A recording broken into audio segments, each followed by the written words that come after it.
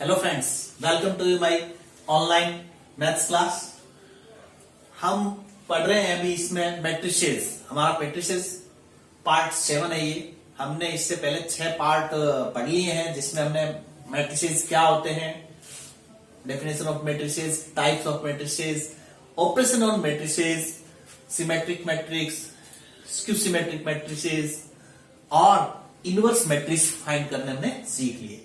अब हम जो भी मैट्रिक्स के बारे में सीखे उस पर कुछ एक्सरसाइज है, कुछ इसके अच्छे क्वेश्चन है, इंपॉर्टेंट क्वेश्चन है और कुछ थोड़े बहुत टिपिकल क्वेश्चन है, उनको मैं लेके आया हूं इस पार्ट 7 में। तो आप मेरे साथ जुड़े रहें, लास्ट तक वीडियो देखें, आपके जितने भी क्वेरीज हैं सारी क्लियर हो जाएगी।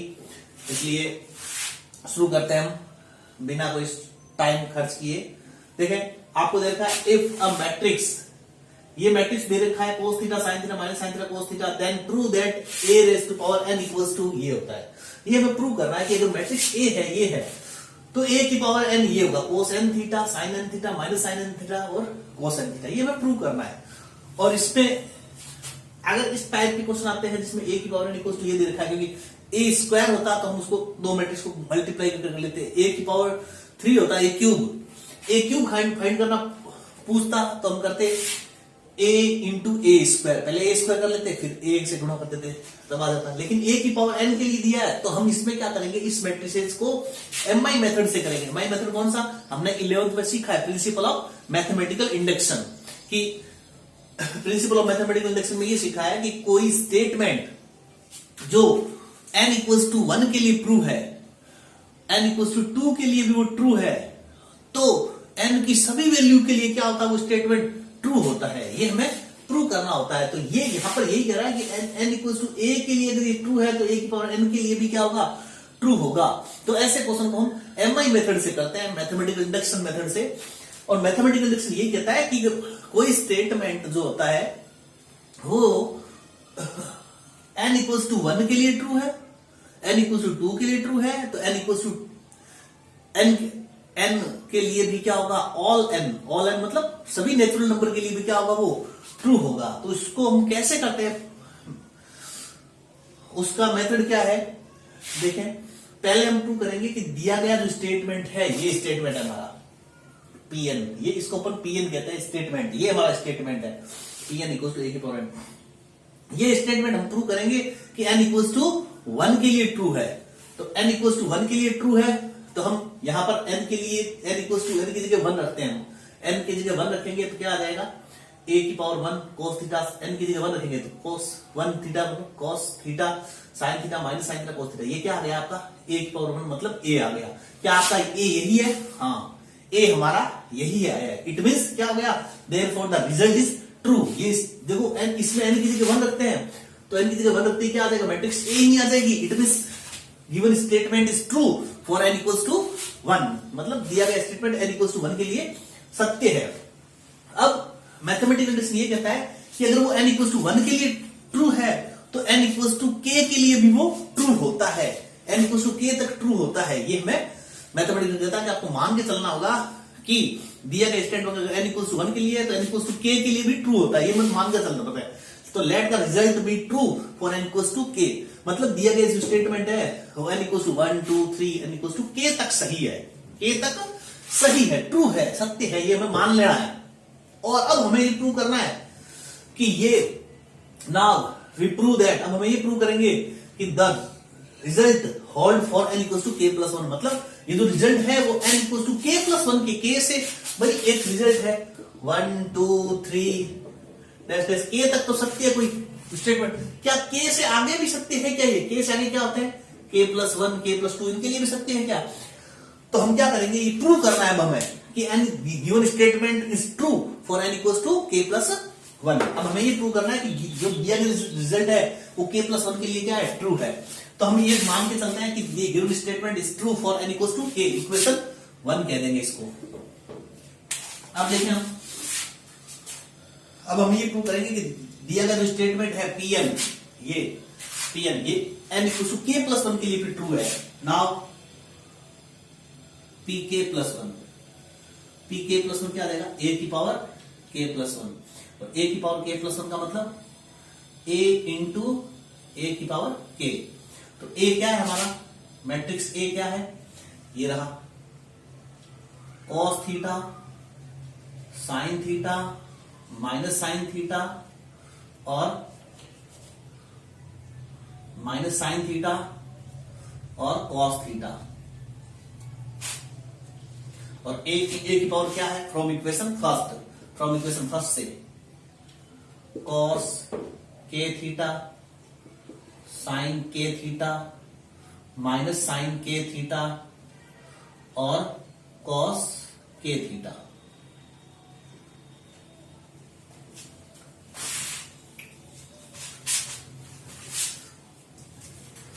देखें हम इसको मल्टीप्लाई करते हैं, दो मैट्रिक्स का गुणा हमें आता है अच्छी तरह से। फर्स्ट रो को फर्स्ट कॉलम के कॉरस्पॉन्डिंग एलिमेंट से मल्टीप्लाई करें, कोस थीटा को कोस के थीटा, तो यह आ जाएगा cos k theta cos theta, sine theta को माइनस से तो minus sine k theta sine theta.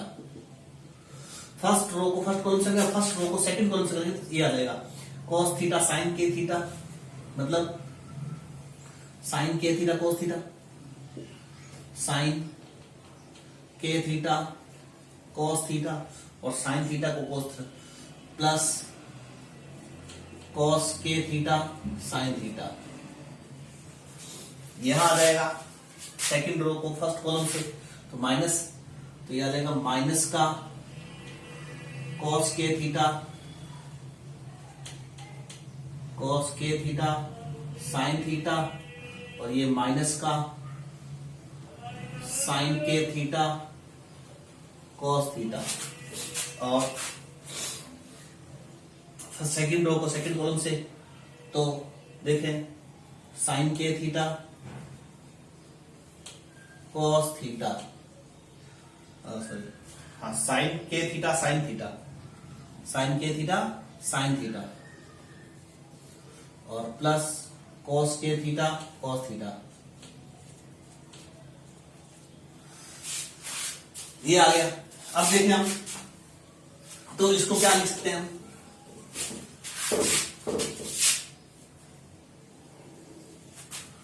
हमारा पी के प्लस वन जो टर्म है वो ए की पावर के प्लस वन क्या आ गया,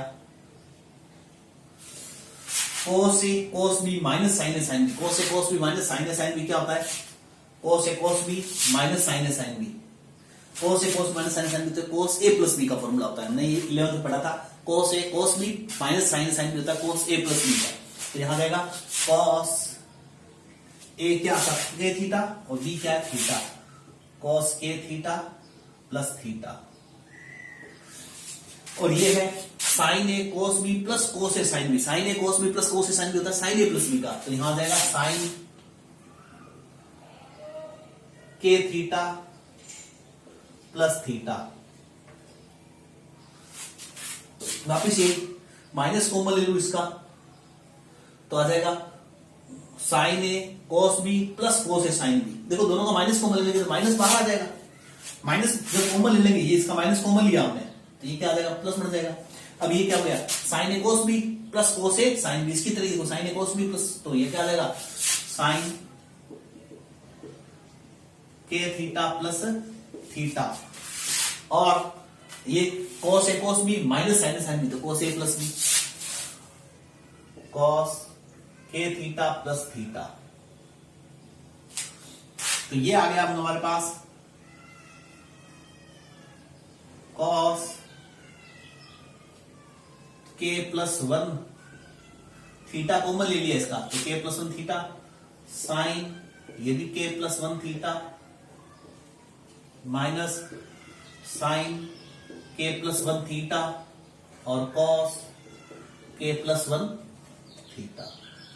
अब देखिए हमारा पी के प्लस वन ये आ गया हमारा स्टेटमेंट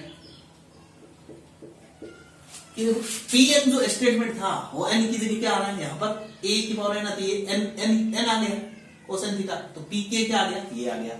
इसका मतलब अगर के के लिए सत्य है, के के लिए सत्य, इसका मतलब एन की जगह के क्या आ रहा है के आ रहा है, तो अगर एन की जगह के प्लस वन आ जाए, इसी स्टेटमेंट में अगर एन की जगह के प्लस वन आ जाए, इट मीन वो स्टेटमेंट क्या होगा, k प्लस 1 के लिए भी ट्रू होगा। तो हमारे यहाँ पर n के लिए क्या आ गया, देखो कोस k plus 1 theta sine k plus 1 n, जहां जहां n है वहां वहां क्या आ गया, k प्लस 1 आ गया। इट मीन हम क्या कह सकते हैं कि therefore the result is true for n equals to k plus 1। तो अब लिख सकते हैं, है ना, therefore the result is true, the result is true for n equals to k plus 1। Result क्या है, n equals to k plus 1 है। तो we say that हम क्या कह सकते हैं कि given statement is true for all natural number, so we say that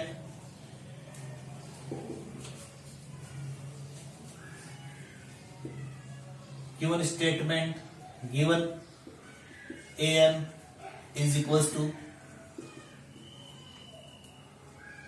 cos n theta sin n theta minus sin n theta cos n theta is true for all natural number।